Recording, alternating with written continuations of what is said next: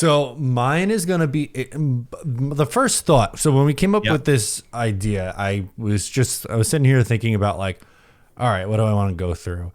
And I came up with my answer is going to be very broad, but I think we could go a little bit more in depth and maybe guessing what it actually will Okay. be. But I want to find out what the identity of this Islanders team is going to be in training camp, Oh yeah. right? Like because there's a lot of change in a way. One, no Matt Martin or Cal Clutterbuck, which I know like they're two fourth line guys, whatever, but that line has been a major identity of this team. The personification of the lunch pail to work, we're going to outwork you, out hustle you, all that. That's how this team has played for a decade. Literally, literally a decade of that. Now this is Patrick Waugh's first training camp. He wasn't here during training camp a year ago.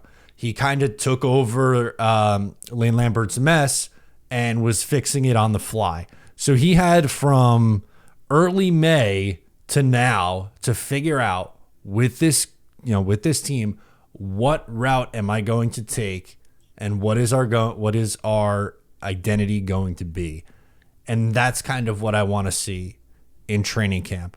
Again, I know that's really broad, but kind of just like, what is it going to be?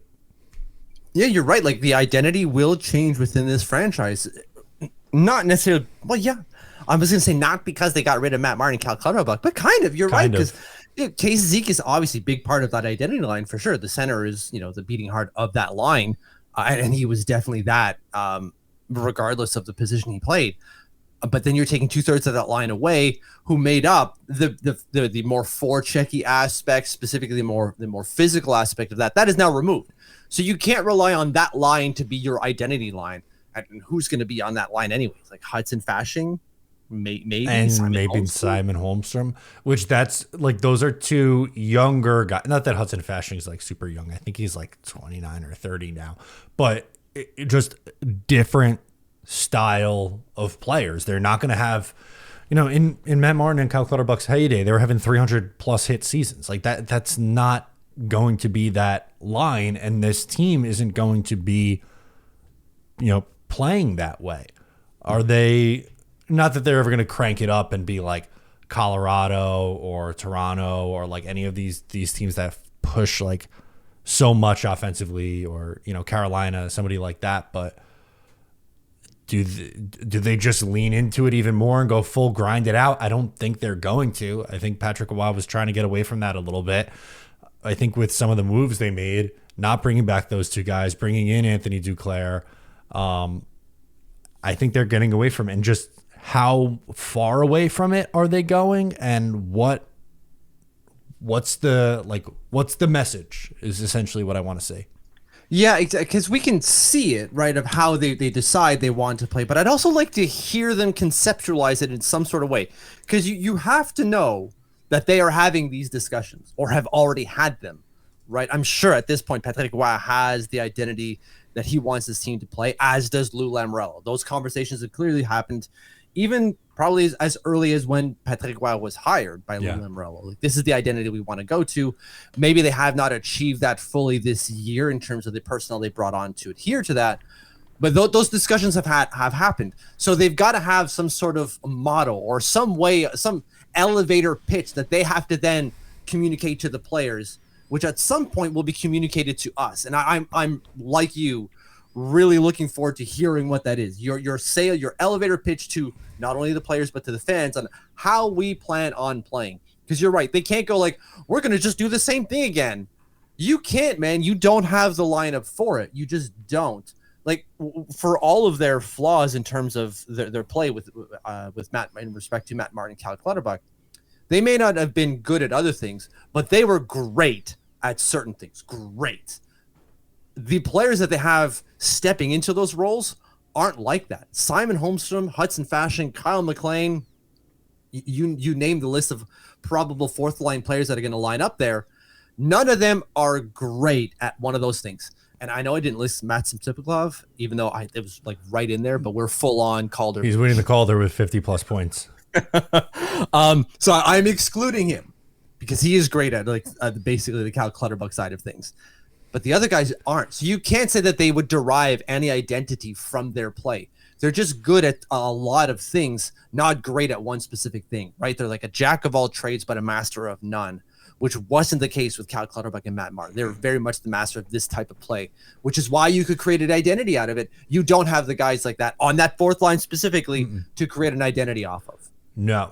Do you want to guess, maybe toss out like what we think it's going to be? Did you have any in mind? Because I want to build something around transitional play. That's where I was thinking too. I'm thinking of Ted Lasso, where you say like you got to say your hellos and your goodbyes quicker, which is I think what they're gonna have to do. Because you're right, it's not gonna be we're just gonna create a shit ton of offense. Okay, I would hope so, but I don't believe yet that you have the ability to pull a Doug White system and win like sustainably. I don't think they can do that. No, I don't either. I think they're still going to be built from the net out. I know Sorokin was not up to par last year, but still looking at goalie tandems and what they've done in the league, I think Varlamov and Sorokin is one of the best goalie tandems in the league still. I think Sorokin's going to be significantly better this year.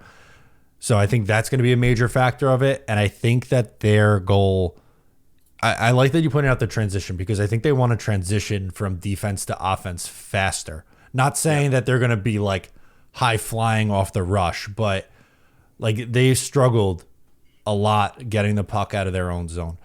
And yes, having faster guys helps that, but there's also too many mental mistakes like with your first pass of trying to get it out.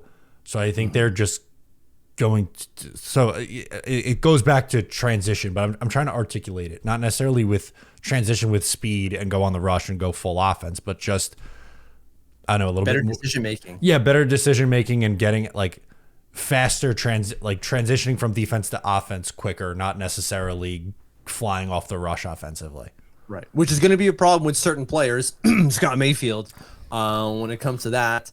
But if he's played in an appropriate situation, a number of minutes, maybe it's not a big deal. I just want to go back to what you're saying with Ilya Sorokin and Semyon Varlamov. As much as Sorokin was bad last year, and he was, the Islanders still had the 8th best save percentage in the NHL last season, and he was bad. They still had the 8th best with a bad Sorokin. So even if he's average or what we think he should be, somewhere around there, you're looking at a top 5 goaltending duo. So you're right. Building from the net out, which is very much in par with how Lou Lamoriello builds his teams, makes a whole heck of a lot of sense. And then getting to the transition thing, that's where we're going to see, hopefully, in training camp, is these, like, you build out these drills to drill in that situational awareness. We're going to play this. You're being pressed by 2 players in the defensive zone, and you have to make an outlet pass out.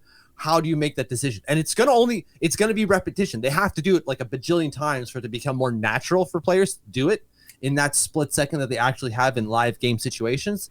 But that's what training camp is for. So I'm hoping that's what we see. If you like that, make sure to subscribe to Up the Turnpike on Patreon for more exclusive New York Islanders content.